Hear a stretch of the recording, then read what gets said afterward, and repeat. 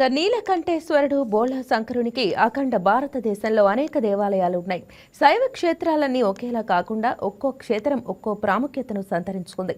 వాటిలో అన్ని క్షేత్రాల్లో మహిమగల ప్రదేశంగా ఓ క్షేత్రాన్ని భావిస్తారు. అదే దక్షిణ కైలాసంగా పిలువబడే శ్రీకాళహస్తి క్షేత్రం. సృష్టికి మూలాధారమైన పంచభూతాలకు ప్రతిరూపంగా కైలాసనాథుడు ప్రాణమున్న శివలింగం రూపంలో కనిపించే అరుదైన క్షేత్రమే శ్రీకాళహస్తి. దక్షిణ కైలాసంగా పిలిచే ఈ ఆలయ సందర్శనం మోక్షాన్ని కలిగిస్తుందని ప్రతీతి. శ్రీకాళహస్తి ఆలయ విశిష్టతలపై వైకే టీవీ స్పెషల్ స్టోరీ. ఆంధ్రప్రదేశ్లోని తిరుపతి జిల్లా శ్రీకాళహస్తిలో స్వర్ణముఖి నదీ తీరాన కొలువైన స్వామి రూపం ఇతర శివలింగాలతో పోలిస్తే కాస్త భిన్నంగా ఉంటుంది. సువర్ణముఖి తీరాన కొండగుట్టల మధ్య శ్రీకాళహస్తీశ్వరాలయ నిర్మాణం ప్రత్యేకతను సంతరించుకుంది. 4 దిక్కుల్లో దర్శనమిచ్చేలా శ్రీకాళహస్తి దక్షిణ కైలాసంగా విరాజిల్లుతోంది.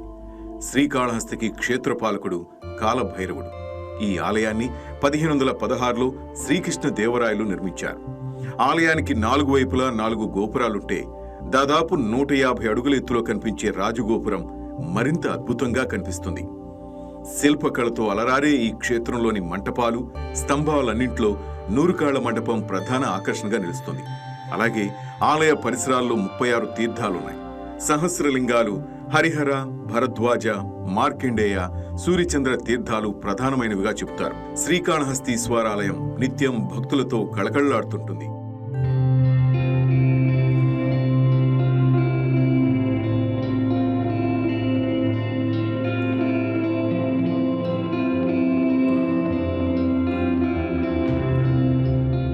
అద్భుతమైన భారతీయ వాస్తుకళకు శ్రీకాళహస్తి ఆలయ నిర్మాణ శైలి అద్దం పడుతుంది. కలంకారి కళకు శ్రీకాళహస్తి పెట్టింది పేరు. శ్రీకాళహస్తి గర్భగుడిలో కొలువై ఉన్న శివలింగానికి ఎన్నో ప్రత్యేకతలున్నాయి. ఈ శివలింగాన్ని ప్రాణంగల శివలింగంగా భక్తులు ప్రగాఢంగా విశ్వసిస్తారు. దీనికి ఓ ప్రత్యేక కారణం కూడా ఉంది. ఆలయం గర్భగుడిలో ఉండే అన్ని దీపాలు నిశ్చలంగా ఉన్నా శివలింగం ఎదురుగా ఉండే అఖండ జ్యోతి మాత్రం ఎప్పుడూ గాలికలా రెపరెపలాడుతూ ఉంటుంది. అందుకే వాయులింగేశ్వరుడుగా కూడా భక్తులు పిలుస్తారు. వాయులింగంగా కొలువైన స్వామివారి ఉచ్ఛ్వాస నిశ్వాసల గాలి కారణంగా దీపం ఎల్లప్పుడూ రెపరెపలాడుతుందని భక్తులు నమ్ముతారు. ప్రాణ వాయులింగంగా పూజలందుకునే ఈ లింగం తెల్లని వర్ణంలో ప్రకాశిస్తూ కనిపిస్తుంది. అందుచేత శ్రీకాళహస్తీశ్వరుని కర్పూర లింగం కూడా పిలుస్తారు. నవగ్రహ కవచంతో ఉండి ఈ శివలింగాన్ని ప్రతిరోజు పచ్చకర్పూరంతో అభిషేకించడం మరో విశేషం.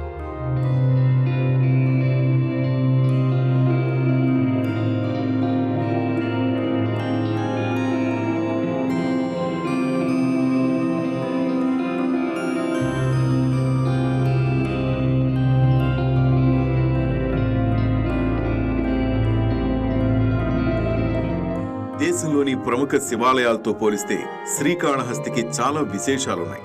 సాధారణంగా భక్తుడు భగవంతుడి పాదాల చెంత ఉంటాడు. కానీ ఇక్కడ స్వామి భక్తుడైన కన్నప్పకు కొండపైన ఆలయం ఉంటే కొండ కింద శ్రీకాళహస్తీశ్వరుడి ఆలయం కనిపిస్తుంది.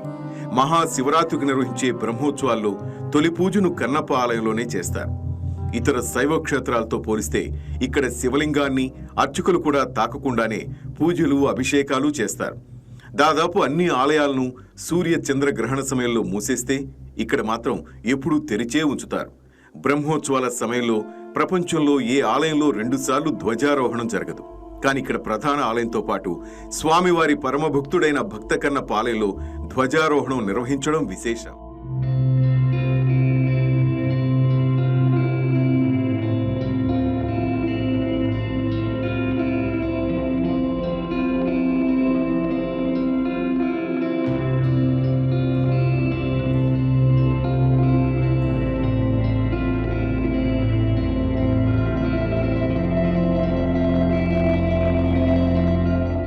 శ్రీకాళహస్తి క్షేత్రం అనగానే మొట్టమొదట గుర్తొచ్చేది రాహుకేతు శాంతి పూజలు. శ్రీకాళహస్తీశ్వరుడుండే నవగ్రహ కవచం ద్వారా రాహుకేతువులతో పాటు గ్రహాలన్నీ పరమేశ్వరుడి అదుపులో ఉంటాయని నమ్ముతారు. ఇక జ్ఞాన ప్రసూనాంబ అమ్మవారికి కూడా కేతువు వడ్డానంగా ఉంటుంది.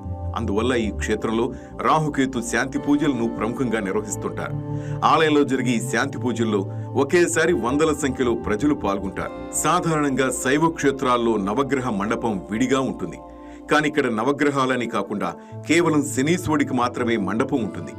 శని త్రయోదశి రోజున ఇక్కడ శనీశ్వరుడికి చేసే అభిషేకాన్ని తిలకించేందుకు భక్తులు పెద్ద సంఖ్యలో వస్తుంటారు.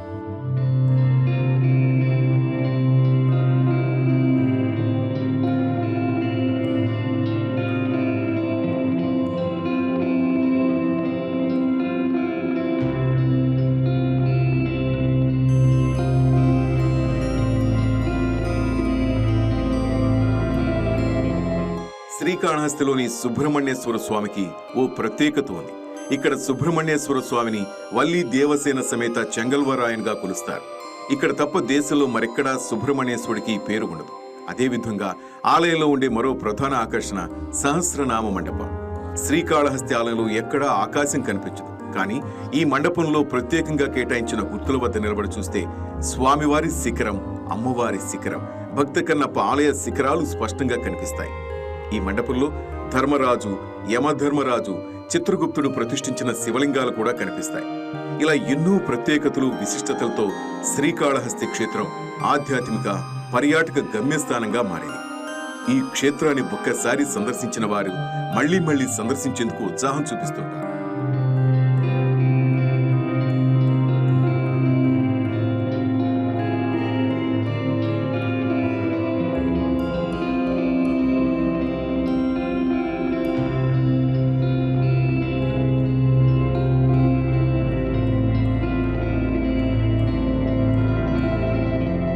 దక్షిణ కైలాసంగా విరాజులుతున్న శ్రీకాళహస్తిలో మహాశివరాత్రి బ్రహ్మోత్సవాలు ఆధ్యాత్మిక కాంతులను వెదజల్లుతున్నాయి.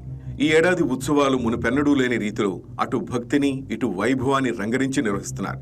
స్థానిక ఎమ్మెల్యే బొజ్జల సుధీర్ రెడ్డి ప్రత్యేక పర్యవేక్షణలో ఆలయ చైర్మన్ కొట్టేసాయి, ఈవో బాపిరెడ్డి, జిల్లా ఎస్పీ సుబ్బరాయుడు సమన్వయంతో క్షేత్రం శోభాయమానంగా ముస్తాబైంది. ఎమ్మెల్యే బొజ్జల సుధీర్ రెడ్డి ఈ ఉత్సవాలను ప్రతిష్టాత్మకంగా తీసుకున్నారు. భక్తులకు కనీస సౌకర్యాల విషయంలో రాజీ పడకూడదని అధికారులకు ఆయన దిశా నిర్దేశం చేశారు. ఇక్కడ ఉభయదారులు ఎవరైతే ఉన్నారో వాళ్ళతో పాటు కూర్చొని ఈ జరిగే 13 రోజులు కనుల పండగ జరగాల.